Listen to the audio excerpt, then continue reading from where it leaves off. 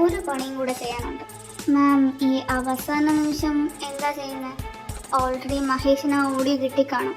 ഇത് മഹേഷുമായിട്ട് ബന്ധമുള്ളതല്ല.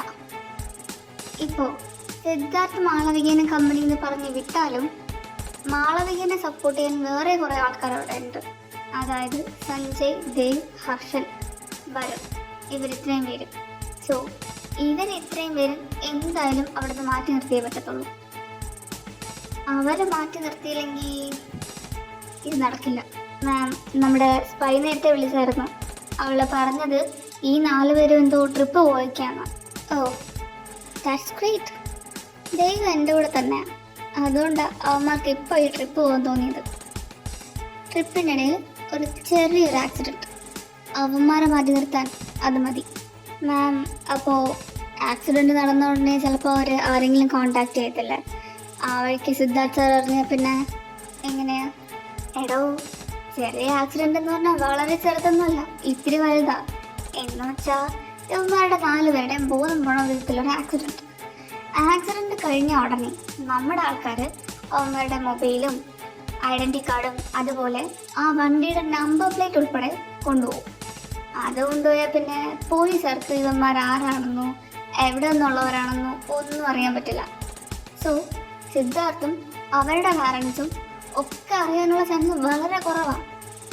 അതുകൊണ്ട് തന്നെ ഈ പ്ലാൻ വർക്കൗട്ട് ആവും. നീ ആ രാഹുലിനെ വിളിച്ചിട്ട് കാര്യം പറ.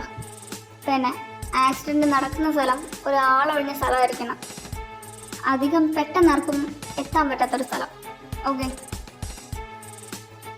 ഓ, റൊമാൻറ്റിക് മൂവിയാണെന്ന് പറഞ്ഞൊരു ഹൊറർ പണം എടുത്തിട്ടിട്ട് മനുഷ്യ നിങ്ങളുണ്ടല്ലോ.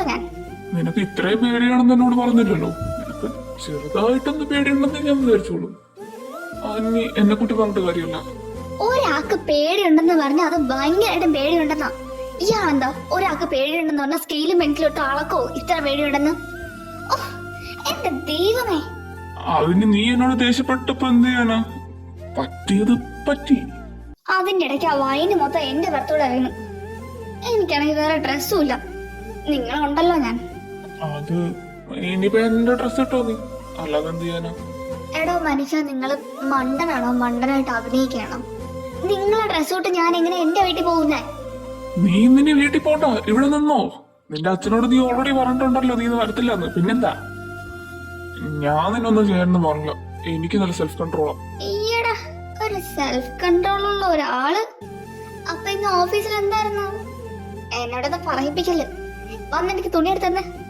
തൽക്കാലം എന്റെ ഷർട്ട് ഇട്ടോ, അല്ലാതെ ഇവിടെ വേറെ നിൽപ്പില്ല. ഞാൻ എന്തോന്ന് ആലോചിച്ചതൊക്കെ വെള്ള ഷർട്ട് എടുത്തു കൊടുത്തേ. Oh my god, self control പറഞ്ഞേ, സെൽഫ് കൺട്രോൾ പറഞ്ഞേ. Siddharth, you can do it, you can do it. അതെ, കുറച്ചും കൂടെ ഇറക്കമുള്ളതില്ലേ? അതെന്താ ഇതിന് ഇറക്കമില്ലേ? ഭഗവാനെ, കൺട്രോൾ തരണേ, കൺട്രോൾ തരണേ. കുറച്ച് കുറവായത്. Malu, I am really sorry. എനിക്കിനി കൺട്രോൾ ചെയ്യാൻ പറ്റ. എടാ, കുറെ നേരം കൊണ്ട് ഈ വണ്ടി നമ്മുടെ പുറകെ തന്നെ വരിക. അവന് സൈഡ് കൊടുത്തിട്ട് അവൻ ഫ്രണ്ടേ കയറി പോകുന്നുമില്ല, നമ്മുടെ പുറകെ കിടന്ന് കളിക്കുകയും ചെയ്യാം. എന്തോ ഒരു വശപ്പിശക്. ആഹാ, അവനത്ര കേട. നീ ആ വണ്ടി സൈഡിലോട്ട് നോക്കി ചോദിച്ചിട്ട് തന്നെ കാര്യം. ഇവനക്ക് എന്തിന്റെ കേടാണെന്ന് അറിയണമല്ലോ. എടാ, തമാശയല്ല. ഇപ്പൊ ബാക്കിൽ മാത്രമല്ല ഫ്രണ്ടിൽ ഒരുത്തനും കയറിയിട്ടുണ്ട്. അവനാണെങ്കിൽ സൈഡ് പോലും തരുന്നില്ല. എന്തോ കുഴപ്പമുള്ളത് എനിക്ക് ഫീൽ ചെയ്യാം. എടാ, നീ ടെൻഷൻ അടിക്കാതെ വണ്ടി ഓടിക്കുക. നിനക്ക് പേടിയാണെങ്കിൽ നീ ഇങ്ങോട്ടെങ്കിലും ഒതുക്കി നിർത്ത്. അവര് പോയിട്ട് നമുക്കെങ്കിൽ പോവാം. എടാ, സൈഡ് നോക്കടാ.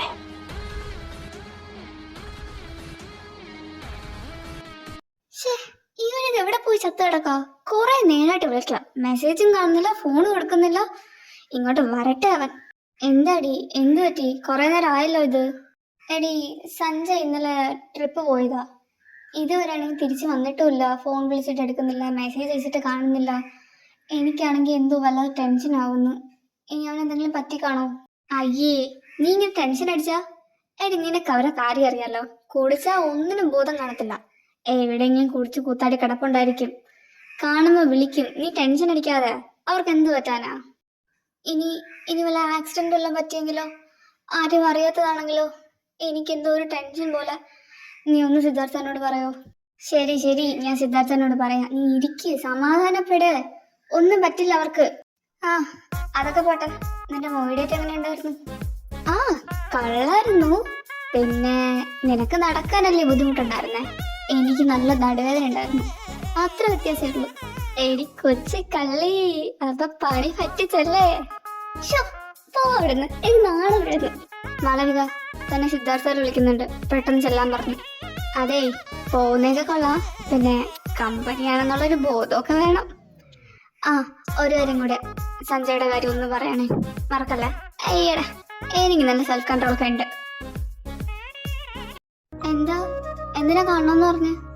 എടി അത് വരുണും സഞ്ജയ് ഇതുവരെ എന്നെ വിളിച്ചില്ല. വിളിച്ചിട്ടാണെങ്കിൽ ഫോൺ എടുക്കുന്നില്ല. സാധാരണ ഇങ്ങനെ പോയാൽ അവർ ഫോണൊക്കെ എടുക്കുന്നതാ. എന്തോ ഒരു പ്രശ്നമുള്ള പോലെ. സഞ്ജയ് ദേവികനെ വിളിക്കട്ടെ ചെയ്തായിരുന്നു. ആ ബെസ്റ്റ്. ഇതേ അവസ്ഥ തന്നെ അവൾക്കും. അവളും രാവിലെ തൊട്ട് സഞ്ജയേട്ടനെ മാറി മാറി വിളിക്കുക, ഇതുവരെ ഫോൺ എടുക്കുന്നില്ല, മെസ്സേജും കാണുന്നില്ല. ടെൻഷൻ അടിച്ച് അവിടെ ഇരിക്കുക. സാധാരണ ഇങ്ങനെയല്ല. ഇല്ല, സാധാരണ അവന്മാർ ഇങ്ങനെ അല്ല. എന്നെ വല്ലപ്പോഴെങ്കിലും ഒന്ന് വിളിക്കുന്നതാ. ചിലപ്പോ ഇനി എവിടെയെങ്കിലും കുടിച്ചു കൂത്താടി കിടക്കൊണ്ടിരിക്കും. നീ അത് വിടും. വൈകിട്ട് എന്താ പരിപാടി? വൈകിട്ട് കൊറേ പരിപാടിയുണ്ട്. നിങ്ങളുടെ ഡേറ്റിന് വരുന്നില്ല, ഒരു മണ്ണാങ്കട്ടയ്ക്കും വരുന്നില്ല. ഒരു ദിവസം വന്നതേ എനിക്ക് മതിയായി. എന്നെ നടു ഇപ്പോഴും നടക്കാൻ പറ്റാത്ത അവസ്ഥ എനിക്ക്. ഞാനൊന്നുമില്ല, എന്നെ വെച്ച് വീട്ടിൽ കൊണ്ടാക്കി തന്നാൽ മതി. ഞാൻ പോവാ, ഇനിയൊന്നും എനിക്ക് കേൾക്കണ്ട. Bye bye bye bye. എടക്കിരണേ, നീ ഇവിടെ നിൽക്കുന്ന വല്ലതും അറിയുന്നുണ്ടോ? പണ്ട് മനുഷ്യത്വം എന്തെന്നറിയാത്ത മനുഷ്യനായിരുന്നു ആ പാവം സിദ്ധാർത്ഥ് സാർ. ആ ചാടിത്തുള്ളി പോണ വീട്ടിലെ കണ്ടോ? അവള് വന്നതിന് ശേഷം അങ്ങേര് പൂക്കി ബേബി ആയിട്ട് മാറി. പൂക്കി ബേബി, പൂക്കി, അതും സിദ്ധാർത്ഥ് സാർ. ഒന്ന് പോയടാ. ഓഹോ, വിശ്വാസക്കുറവ്. ഓക്കെ, നീ ഒരു കാര്യം ചെയ്.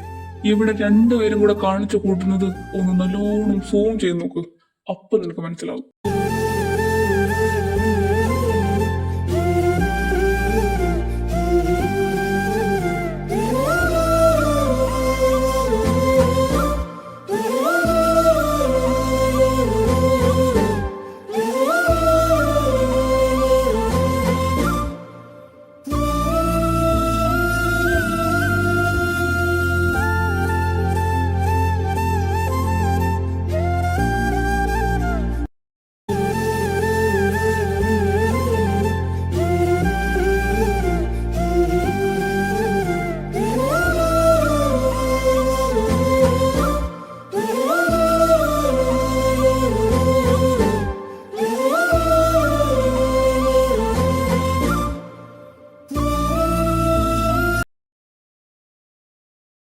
മാം, രാഹുൽ വിളിച്ചായിരുന്നു. ആക്സിഡന്റ് നടന്നു. അവരെല്ലാവരെയും ഹോസ്പിറ്റലിൽ എത്തിച്ചിട്ടുണ്ട്. പക്ഷേ ആരാ എന്താണെന്നൊന്നും ആർക്കും അറിയത്തില്ല. Well done mister Rahul. അപ്പോൾ ഇനിയൊന്നുമില്ല. എന്തായാലും നമ്മുടെ പ്ലാൻ കളയുന്നത് ആരുമില്ല. പിന്നെ എൻ്റെ ഫോൺ ഓൾറെഡി മഹേഷ് ഹാക്ക് ചെയ്തിട്ടുണ്ട്. അതിനുള്ള കാര്യങ്ങൾ എടുത്തിട്ടുമുണ്ട്. അപ്പോൾ ഇന്ന് വൈകിട്ടത്തോടു കൂടി സിദ്ധാർത്ഥ ആൻഡ് മാളവിക പിരിയുന്നു. സുലഭ നിമിഷം ഒന്ന് കാണണം എനിക്ക്. എന്റെ മനസ്സ് നിറഞ്ഞിരിക്കണം. മഹേഷാണ് സാർ. ഒരു ഇമ്പോർട്ടൻ്റ് ആയിട്ടുള്ള കാര്യം പറയാനുണ്ട്. വരുണും ദേവും സഞ്ജയ് ഹർഷനും ഇന്നലെ പോയ വണ്ടിയിൽ ഒരു ആക്സിഡന്റ് നടന്നു. അവരുടെ സാധനങ്ങളൊക്കെ ആരും മോഷ്ടിച്ചുകൊണ്ട് പോയി. ഇപ്പോൾ അവിടെ ഒരു ലോക്കൽ ഹോസ്പിറ്റലിൽ അവർ ട്രീറ്റ് ചെയ്തുകൊണ്ടിരിക്കുക. അവരാരാ എന്താണെന്നൊന്നും ആർക്കും അറിയത്തില്ല. 4 പേർക്കും ബോധമില്ല. സാർ പെട്ടെന്ന് എന്തെങ്കിലും ചെയ്യണം. What, accident? ഹേയ് മഹേഷ്, ആർക്കും സീരിയസ് ഒന്നുമില്ലല്ലോ അല്ലേ? പേടിക്കേണ്ട ആവശ്യമില്ല, അവരെല്ലാം ഓക്കെ ആണ്. അവരുടെ ബോധം ഇതുവരെ തെളിഞ്ഞിട്ടില്ല, അത് മാത്രമേ ഉള്ളൂ പ്രശ്നം. പിന്നെ സാർ, ഇപ്പോൾ നേരം ഉണ്ടെങ്കിൽ വേറൊരു കാര്യം എനിക്ക് പറയുന്നുണ്ടായിരുന്നു. നീ എന്തായാലും പറയും, എന്താ കാര്യം? സാർ, സ്പൈ ആരെന്ന് കണ്ടുപിടിച്ചിട്ടുണ്ട്. ആരാ നായിന്റെ മോൻ? സിദ്ധു, ഞാനൊരു കാര്യം പറയാൻ. ഓ, ഫോണിലായിരുന്നു. സോറി. മഹേഷ്, താനൊരു മിനിറ്റ് ഹോൾഡ് ചെയ്യും, ഞാൻ പറയാം. എന്താ പറയുള്ളൂ? അത് നേരത്തെ മറ്റേ മോട്ടോർ കമ്പനിയിൽ അവർ വിളിച്ചായിരുന്നു. അവർക്കൊന്നും കൂടെ എന്തോ ഡിസ്കസ് ചെയ്യാനുണ്ടെന്ന്. അത് ഞാൻ നേരത്തെ പറയാൻ മറന്നു. അങ്ങനെ എന്താ? ആരാ ഫോണില്? നീ തൽക്കാലം ദേവിയുടെ പറയണ്ട. അവന്മാർക്കെല്ലാം ആക്സിഡന്റ് പറ്റിയതെന്നല്ലേ. അവനുടെ സാധനക്കാരെ മോഷ്ടിച്ചുകൊണ്ടുപോയി. ഒരു ലോക്കൽ ആശുപത്രിയിലായി ഇപ്പോൾ. 4 പേർക്കും ബോധമില്ല. നീ ദേവിയുടെ ഇപ്പോൾ പറയണ്ട. അവളോട് പറഞ്ഞ അവള് ടെൻഷൻ ആവും ഇപ്പോൾ. ഒന്നാതെ ആ പെണ്ണ് ബോധമില്ലാതിരിക്കും ഇപ്പോൾ. അയ്യോ അപ്പോൾ നമുക്ക് പോണ്ടേ? പെട്ടെന്ന് വാങ്ങി, ഞാൻ കൂടെ വരാം. എന്നാൽ ശരി, നീ പോയി ബാഗ് എടുത്തിട്ടോ. ദേവിയുടെ ഒന്നും പറയണ്ട. നമ്മൾ വെളിയിൽ കറങ്ങാൻ പോകുന്നു പറഞ്ഞാൽ മതി. ചെല്ലപ്പെടും. മഹേഷ് പറയ്, ആരാ സ്പൈ? സാർ, ഞാൻ പറയുന്നത് കാമായിട്ട് കേൾക്കണം. പെട്ടെന്നെടുത്ത് ചാടരുത്. സാർ, നമ്മുടെ സ്പൈ മാളവികയാണ്. Wait, what? മാളവിക? അപ്പൊ നീ പറഞ്ഞു വരുന്നത് നമ്മുടെ കമ്പനിയിലെ സ്പൈ മാളവികയാണെന്ന്? What a rubbish Mahesh. ഇതിനാണോ തന്നെ ഞാൻ അങ്ങോട്ട് വിട്ടത്? എടാ, തനിക്ക് നേരെ ജോലി ചെയ്യാൻ അറിഞ്ഞൂടാത്തോണ്ടാണോ? സാർ, എന്നോട് ചാടി കയറുന്നതിന് മുമ്പ് ഞാൻ അയച്ച ഓഡിയോ ഒന്ന് കേട്ടു നോക്കുക. ഇതെല്ലാം മാളവികയും അതുല്യം തമ്മിൽ നടന്ന കോൺവെർസേഷൻസ് ആണ്. അതിന്റെ ഹിസ്റ്ററി ഡീറ്റെയിൽസ് സാറിന് ഞാൻ ഫോർവേഡ് ചെയ്തിട്ടുണ്ട്. അതും നോക്കി ഇപ്പൊ കിട്ടുന്ന ഈ ഓഡിയോസും കേട്ടാൽ മാത്രം മതി. ഓഡിയോസ് എല്ലാം ഞാൻ കമ്പൈൻ ചെയ്താണ് ഇട്ടേക്കുന്നത്. പ്ലീസ് സാർ, ഒന്ന് കേട്ട് നോക്കൂ. പേടിക്കണ്ട, ആ ഫയൽസ് ഞാൻ പെട്ടെന്ന് അയച്ചു തരാം. പുതിയ ഇൻഫർമേഷൻ ഉണ്ട്. ആ മോട്ടോർ കമ്പനി സിദ്ധാർത്ഥമായിട്ടുള്ള കോൺട്രാക്ട് ക്യാൻസൽ ചെയ്തു. ഇന്ന് കമ്പനിയിൽ ഒരു ട്രിപ്പ് പോവുക. ഞാനും കൂടെ പോകുന്നുണ്ട്. കമ്പനിയിൽ ഒരു സ്പൈ ഉണ്ടെന്ന് സിദ്ധാർത്ഥന് സംശയമുണ്ട്. സൂക്ഷിക്കണം. അപ്പൊ ഇത്രയും ദിവസം കൂടെ നടത്തുന്ന ചതിക്ക് വരുന്നല്ലേ അവള്? കൊല്ലും ഞാൻ അവളെ. എന്റെ ഫ്രണ്ട്സിനെ, എന്റെ കസിനെ എല്ലാവരെയും അവള് ചോദിച്ചത്. എന്നെ അവള് ചതിച്ചത് വെറുതെ വിളില്ല ഞാൻ. സിദ്ധു, ബാബു, ഇനി നിന്ന് താമസിക്കും. നീ വരണ്ട, ഞാൻ പോയിട്ട് വന്നോളാം. അല്ല, ഞാൻ കൂടെ വരാം. ഇനി ഒറ്റയ്ക്ക് പോയി ശരിയാകത്തില്ല, അതുകൊണ്ടാ. ഞാൻ വരണ്ടെന്ന് പറഞ്ഞാൽ വരണ്ട, അത്രേ ഉള്ളൂ. ഞാൻ പോയിട്ട് വരുന്നവരെ നീ ഇവിടെ കാണണം. എനിക്ക് നിന്നോട് കുറച്ച് കാര്യങ്ങൾ സംസാരിക്കാനുണ്ട്. നമുക്കൊന്ന് പുറത്തു പോകണം. ഞാൻ പോവാം. സിദ്ധു, പെട്ടെന്ന് എന്താ പറ്റിയേ? എൻ്റെ ലൈഫിൽ ഞാൻ ചെയ്ത മിക്ക മിസ്റ്റേക്സും മനസ്സിലാക്കാൻ ഞാൻ കുറേ നേരം എടുത്തിട്ടുണ്ട്. അതുപോലെ തന്നെ ഇത്. അതുപോലെ എൻ്റെ ലൈഫിൽ ഞാൻ ഏറ്റവും കൂടുതൽ വെറുക്കുന്നതെന്ന് പറയുമോ? ആരെങ്കിലും എന്നെ ചീറ്റ് ചെയ്യുന്നുണ്ടോ? അത് തന്നെ ഇപ്പം നടന്നത്. അതുകൊണ്ട് നീ ഒരിടത്തും പോകരുത്. ഇവിടെ തന്നെ വേണം. മനസ്സിലായോ? പെട്ടെന്ന് എന്താ പറ്റിയേ? ഞാനൊന്നും ചെയ്തില്ലല്ലോ അതിന്.